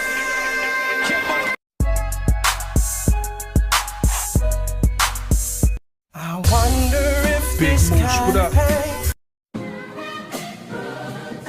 I've been through a vicious struggle, baby. Let's St. switch Laz, it. so close, my nigga. Some new shit.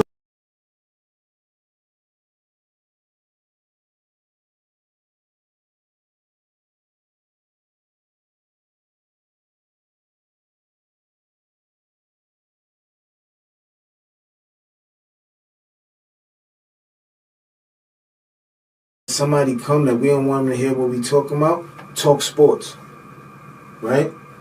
So start talking about Madge, put up a triple dub. You see Madge, boy, crazy. So it was a time I came in the building, and it just felt like a talk sports moment. So that made me feel like, damn, brothers is talking about me. If brothers talking about me, brothers about to off me. You know what I'm saying? As if I did something foul. Talking about?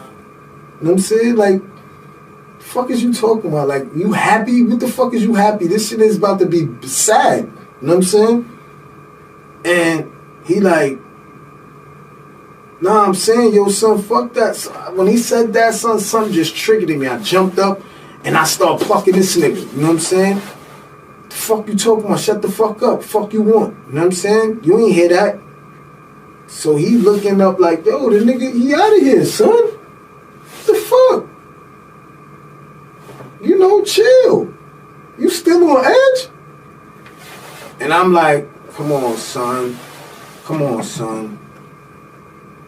Nah, I don't even want to hear that. You know what I'm saying? And sure enough, son, later on, the motherfuckers with the fucking suits was going across the street, stepping straight to their business. I said, oh. You know how when your heart just sink for whatever reason, only thing you only could get a gasp out, like, oh. You know what I mean? And that's what it was. So me, being me, I gathered up my little coins and jumped on the next thing smoking. You know what I mean? So let me ask you this before we go into, you being on the run and all of that. Like, if you woke up tomorrow and it was that day, an hour before you caught that case,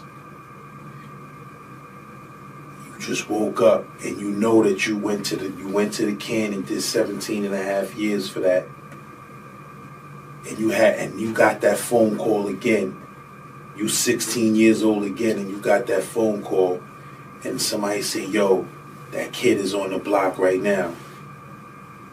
and you the same person you was then with the same reputation and all of that, but you know the future, what would you have did when you got that phone call again? If you woke up 16 tomorrow? You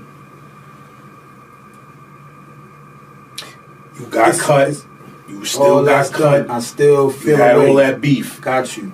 What I would have did, right? I still would have went and confronted him. Right? I'm not going to sit and try to mesmerize it. I still would have confronted him. I probably would have just pistol whipped him. That's what I would have did. Because truth of the matter, I had a pound with hollows. You know what I mean? So my aspect of... But you said his man did have yes, a gun and on still, him. yes, and still and all. And again, you know what I mean? Why I was going to confront him, because he steps up the notch. You know what I'm saying? I was fighting him with one hand. You know what I'm saying? Getting the best of him. Then I was good and healed. I was fucking him up. He backed out the rays on me, right? Cut me, right? So, and then backed out the ham out the window. You know what I'm saying? So, when I caught him, it was like, you point, I don't point when I pull it. You know what I'm saying? You getting hit. You think I'm saying? So that was my mindset at that particular time. Knowing what I know and just coming off that, even knowing the future, I wouldn't have, because see, when it comes to kids with guns, right? We don't know what could happen, right? Only thing we know is that we don't have a problem with shooting a motherfucker, right? But I don't think everybody's intentions is to kill. You know what I'm saying? When it comes down to the aspect of... Yeah, you know,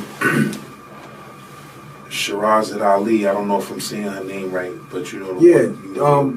White men, she made 2 books. In her book, in one of her books, I don't want to get books mixed up, because I think it's Are You Still a Slave? Or it might have been The Black Woman's Guide to Understanding the Black Men. Mm-hmm. But she's had a chapter where she was speaking about black men and how they kill is usually quick and spontaneous, and they usually kill somebody without really meaning to kill somebody, but shit happens. You feel what I'm saying? Like, I don't want to misquote what she said, but she broke it down how basically if you do the statistics to the way black motherfuckers catch homicides, is usually some spontaneous argument, spawn out, fight, that emotions got set, nigga pulled the gun, shot, didn't think, emotions, and killed the dude. You feel me? It wasn't most of the time a planned out, plotted out, yo, I'm gonna murder this dude, I'm gonna go over there and murder feelings, this dude. or having feelings in it. Yeah. And it just happened. It just happens. It just happened. And a lot of dudes had to go through a lot of time for some shit that just happened. Yeah. You feel me? It's a whole bunch of black people, black men, sitting in that penitentiary for shit that when they left the house that day, they ain't have no intentions on killing nobody. They wasn't thinking about no shit like that. But something happened where they felt their respect was compromised. You feel what I'm saying? And some shit took place. And there's another outlook to look at. A lot of motherfuckers be really scared. You know what I'm saying? A lot of niggas catch bodies out of fear. Out of fear. I know a lot of motherfuckers. I know over a handful of motherfuckers that caught their bodies running away, not even looking where they shooting at. I know personally. You know what I'm saying? So, I mean, like... I know dudes who killed people because dudes kept robbing them. Yeah. And they got tired of that shit and they hit somebody up. Yeah, because they was building an animosity towards this particular person. It's so many different scenarios that, you know what I'm saying, I've seen and I'm familiar with, even if I didn't see, that And then you think about it, and it's like, damn, like, I mean, bro, like, and like, it goes back to the purpose of having this podcast. Like, so many brothers done perished in these streets, bro. You know what I'm saying? That it's kind of like, damn, this is really a high percentage part of this shit. You know what I'm saying? So to even be here at this particular day and age, you know what I'm saying? It's like, how the fuck, how are you still sound? You know what I'm saying? Knowing that you, just like me, unfortunately had a fetish for weaponry, right? To the point where we stashing it all up under our mattress, like how it look, you know what I'm saying? Each gun position, you know what I'm saying, on the box spring, when you throw the matches on, you make sure on the door closed, and you looking at your shit, and you inspecting all the arsenal, and you just want more. You know what I mean? Who was like? How did you first get an obsession with guns? Like, me and Squeak was talking about this, and it was best stated that don't get into that aspect, right? But I would say that we was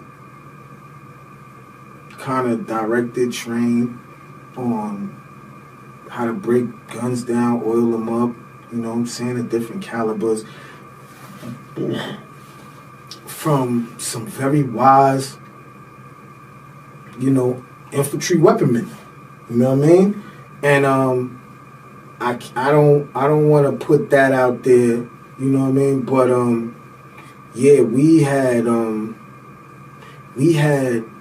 an assorted of heavy artillery for our age group, our dudes. Like, when was the first time you had your own gun that was yours? Well, I had a Deuce 5, but the firing pin was skipping. It wasn't hitting all the time. But it wasn't my. It was no. It was. I was shared it. I shared it with two of my cousins. We all shared it, but I was on Bishop time, and before Bishop, like, I got it. I hold it. You know what I'm saying? I could stash it better. You know what I mean? And where did y'all get that shit from? How did y'all obtain that? If that could be mentioned. It was a fair trade. We got a fair trade. We knew the firing pin wasn't working. You know what I mean? But I used to get a lot of dirt bikes. You know what I'm saying? And I traded off a dirt bike where the motor was kind of choked, right? It got water in it. But that's what I thought. But dude wanted the bike. You know what I'm saying? And he said, yo, I got a Deuce 5, Smith & Wesson, wooden handle, chromey boy. I said, what? I said, I need that. He said, let's do the fair trade, no robbery. And that's how we got it. You know what I'm saying? And it wasn't shooting? Or it was shooting? It wasn't shooting. It was basically, he said it wasn't shooting, but the firing pin, it skips. It don't hit all the time. He just had a bum clip that wasn't staying in. So when I got a new clip, it'll hit sometimes, and sometimes it'll skip. You know what I'm saying? Well, that was my first, and I was proud of that. Yeah, nigga. Them 2.5 Ravens, back in the days, they had these shits called Ravens, 2.5. Black boys. My nigga, them shits, every firing pin in them shits break.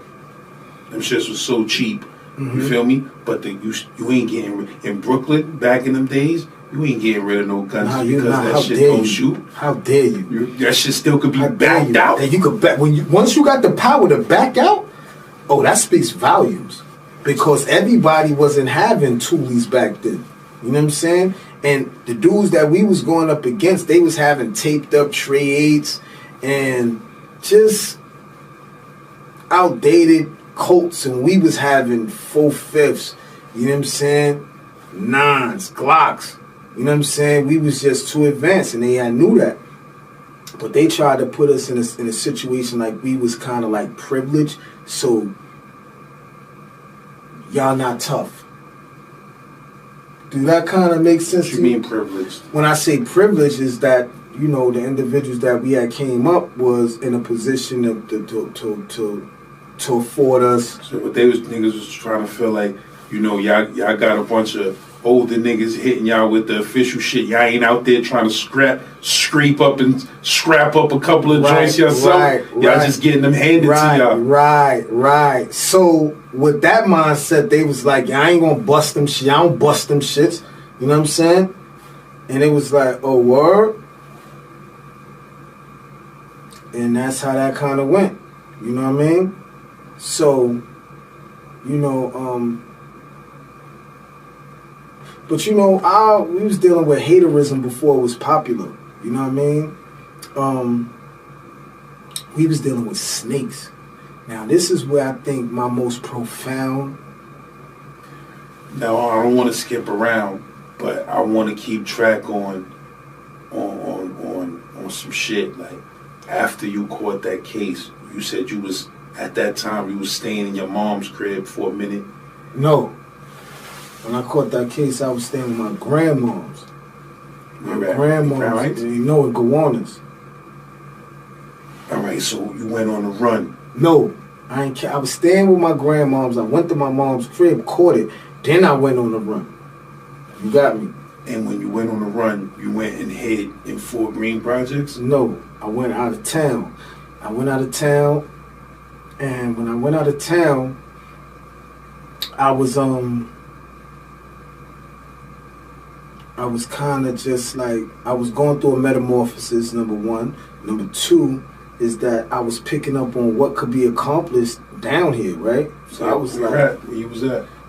I was in North Carolina, I was in South Carolina, you know what I'm saying, for the most part, right?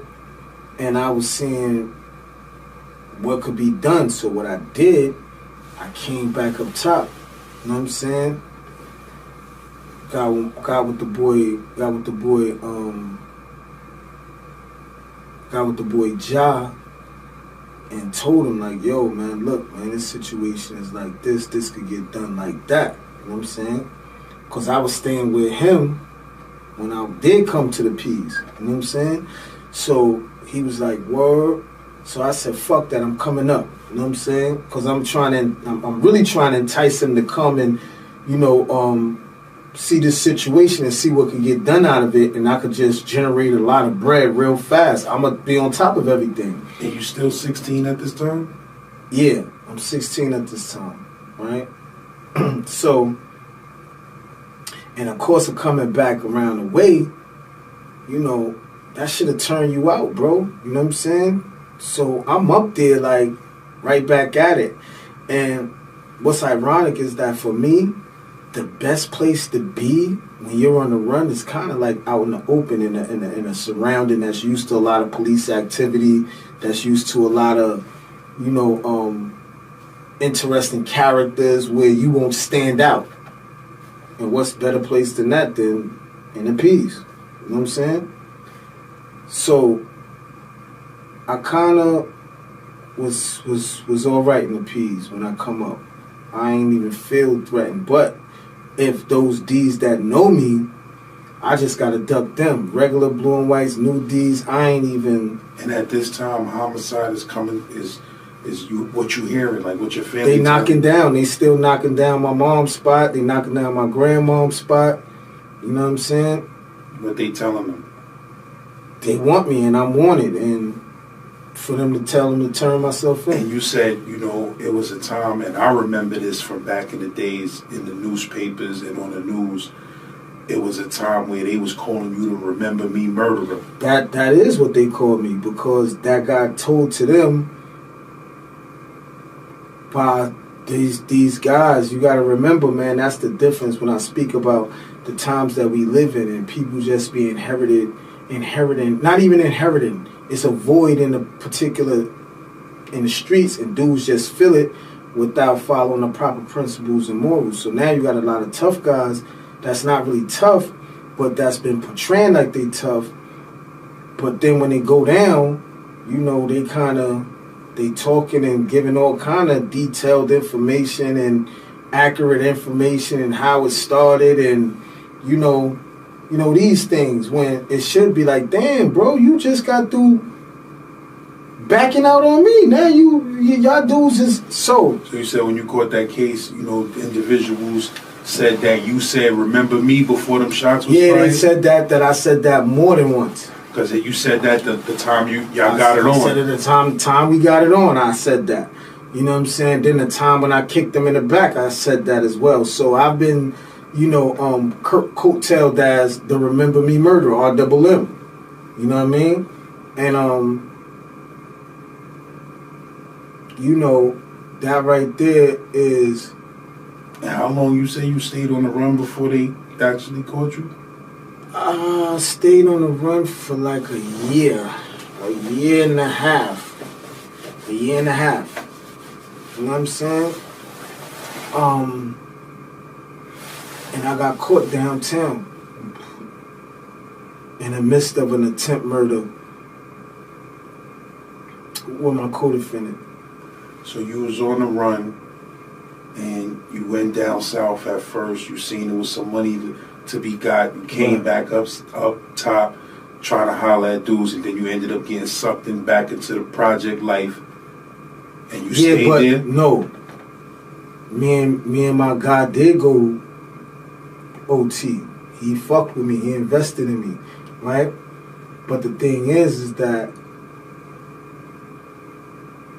he didn't know I had a brother down there, right? And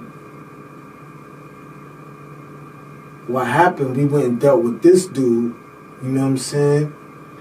But I wasn't raised with this dude, you know what I'm saying? So he wasn't an honorable dude. And he caught us for some bread. So in that light, going back up top, we supposed to be going to get the bread, and then my guy's like, yo, this shit ain't looking right. Just like the fast one got pulled. Like, you said that was your brother. That's really your brother? So I'm like, oh, man. So now this is looking bad. So y'all went down bottom, and you did some business with an individual. Because I can't even think. Brother. Yeah. And he beat y'all for some paper. Right. And it had you looking crazy? Had me looking beyond crazy, right? Had me looking like, this is what I do. I lined this up. This was a setup for a letdown. So now I can't sit and try to convince nobody or nothing. It's looking bad. You know what I'm saying? Now, me and the brothers, we got a kind of a ritual, right? We'd be in the hallway in the lobby talking about shit, and then somebody come that we don't want them to hear what we talking about, talk sports, right? So niggas will start talking about Madge, put up a triple dub. You see Madge, boy, crazy. So it was a time I came in the building, and it just felt like a talk sports moment. So that made me feel like, damn, brothers is talking about me. If brothers talking about me, brothers about to off me. You know what I'm saying? As if I did something foul. Behind this fucking clown that, you know what I'm saying, made off in the wind, got me looking like a fucking jerky boy. You with me? So, when I pick up on the vibe, I go to my guy, and like, yo, bro, look, I know that shit looking stupid, but I'm going to make that shit up. You know what I'm saying? I just need you to line me something up so I can knock it down, you know what I'm saying, and make up the makeup. So he's really not really trying to fuck with me. You know what I'm saying? And keep in mind, this is who I'm staying with. You talking about job? So yeah, this is who I'm staying with. So this is looking all the way bad, bro. I'm on the run. When I'm up there, I'm staying with him. It's good. It's safe. You know what I'm saying? I know the family. Family know me. It's not looking good, bro. So now in my brain, the last thing that I have that's worth of anything, because money dwindles fast when you're on the run. You know what I'm saying? You can't have a car. You know what I'm saying? It's like you just got to be on the move. The last thing you have that's worth anything is your word, bro. You know what I'm saying? And my word is looking like Gonzuki. You know what I mean? Real shit, son. This is real life shit. And I'm just thinking like, damn, if I get slumped out here on a fucking niggas really gonna want to slump me because I'm foul. And then I'm gonna get slumped and my family ain't gonna know what happened. This fucking clown ass nigga, I don't know what he probably getting high, something like that, and just, I don't know what the fuck, but I'm really... How much bread you ran off with, like? Yo, bro, at this particular time, we talking about... This in the early 90s, Yes, this is the early 90s. You know what I'm saying? We talking about a half a Brizzo. You know what I mean? That's chunky cheese. They said, you know, Ja was a dude that was super young, getting a lot of bread. Heavy in the game. Heavy in the game. You know what I'm saying? And, you know, he worked his magic because the dudes that he was dealing with, they was having issues. He was like, yo, my people will handle that. So, and then, you know, we was getting some things from his people to handle certain shit. And it was like, yo, okay. So, remember I was telling you, there came a time that something did get lined up, but I had to go OT. Dudes had you looking, but you was looking crazy, and you had to find a way to make up and get this dude his paper back. Yup. So I found the way. I made the makeup, right? Got him his shit, and everything was so Gucci Dan. Now, you said at this time, if I could recall correctly, you was robbing certain people that you didn't even want to rob. Oh yeah, around the way. See, because I was on nuts and balls, bro. I was robbing everything around the way. You know what I'm saying? Me and my dude, crippling crime. Don't get me wrong, crippling crime, not crime, crippling crime. You know what I mean? Robbing everything, son, right there. Anything that I got a glimpse of, I got on it, bro. I was so on it so bad as to where, like, girls was coming to me like, yo, is you all right? Is you getting high? Why is you doing this? Like, what's... And it's like, damn, you know, I'm turned. You know what I'm saying? But nobody don't know the survival aspect that I was dealing with. You know what I mean? And I felt like, yo, because I'm robbing people I don't even want to rob. You know what I'm saying? But it ain't about no feelings. You was just giving some bread back at a time? I was squeezing every nook and cranny. Keep in mind, I'm on a run too. This is a whole different budget. You know what I'm saying? Being on a run. Because you got to switch up every night. So if I'm going to stay with somebody, mainly family, I'm piecing them. You know what I'm saying? Because I don't want nobody to know I'm coming when I'm going or nothing. You know what I mean? So, like, you got to have a budget for that. And then you got to have some bread just to pume straight out of town.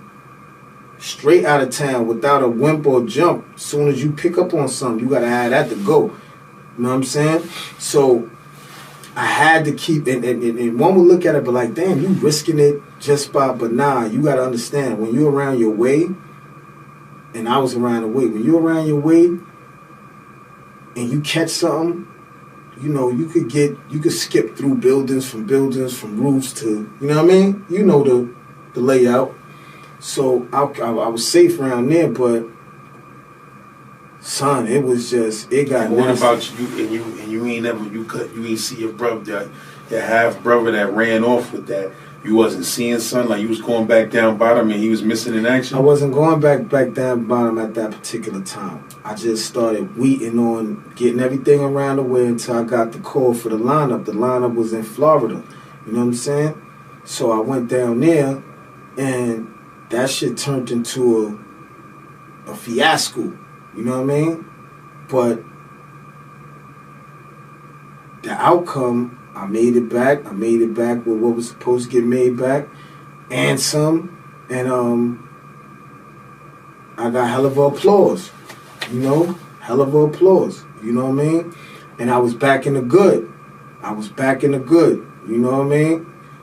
And but I didn't see nothing or hear nothing from that dude until I got locked up. Not even until I got locked up. When I came home, he pulled up on me.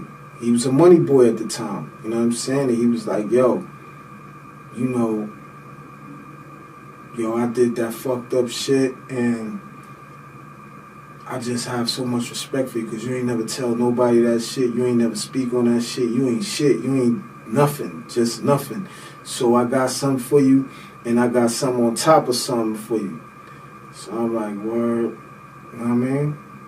So that's how that went.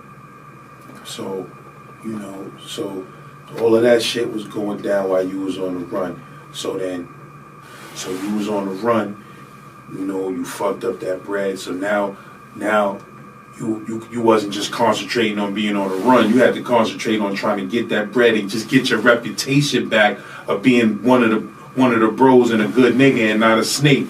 Right, because however way you cook that up, you know what I'm saying? When that's done, it's still gonna fall like that. Nah, that shit just don't sound right. Who knew when he had a brother down there? You know what I'm saying? He ain't even mention that. And then all of a sudden this happened? Nah, son. This one of my dudes, right? This is how he be saying. I can tell. I know how he be saying if you listen to the story. What? Say? Huh? Nah, son. That shit don't even sound right. So I'm looking at that shit and I'm like, damn, ain't no way I could. I can't even word plays because I'm still astounded and astonished. You know what I'm saying? Like, yo, this nigga just put me in harm's way. This nigga, I got a target on my head right now around motherfuckers that I gotta be around. You know what I'm saying? I said, these niggas gonna slump me at any given moment. You know what I'm saying? Why? Because we was dealing with snakes, bro, in our environment, right? And we talked about it. We coached ourselves like, yo, boy, the slitherers is out, boy. You bet not attempt to go nowhere. You know what I'm saying?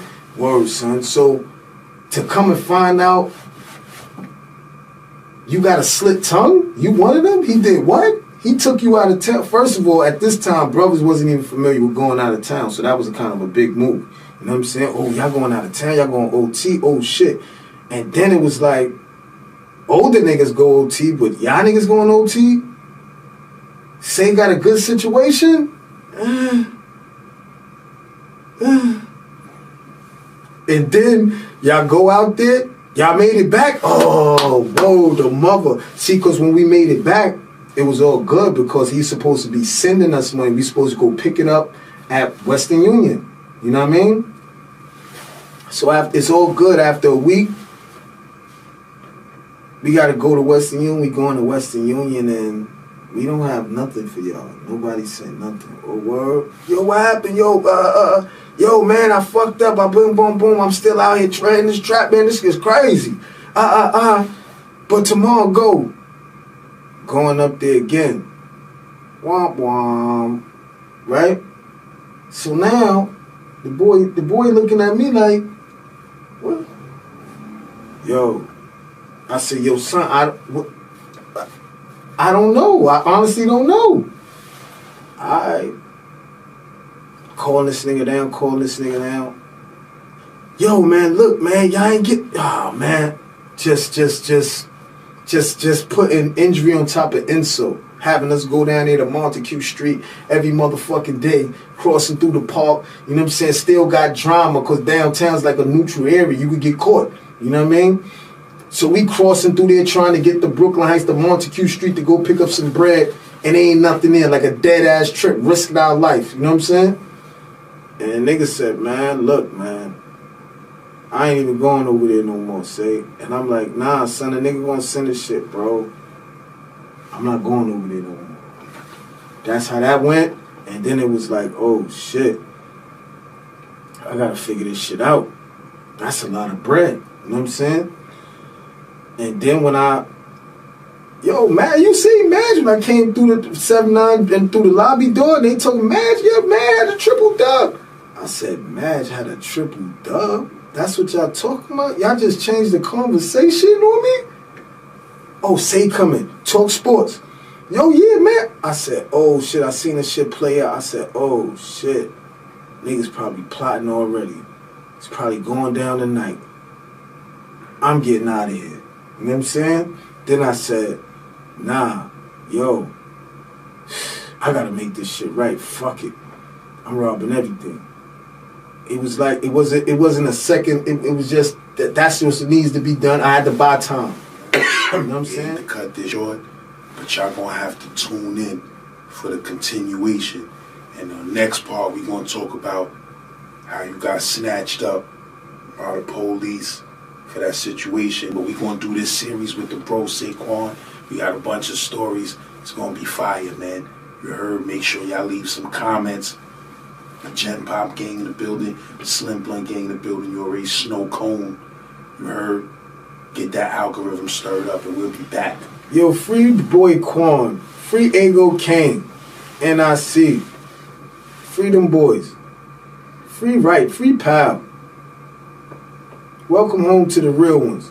Ow, you done stepped the bump. Oh. Yo, chill, bro. Could've knocked the power out of the rest. Chill, get away from the whole camera. Chill, man. Yo, make sure y'all go on Spotify, type in St. Laz, look for that playlist called Major St. Laz Bangers. I got all my biggest features and my best songs. That's a whole fact. And new songs from King Taco. Yeah, nigga, the ghetto is hungry. Slay, what up? Yeah, St. Laz. To all the rappers out there in the struggle.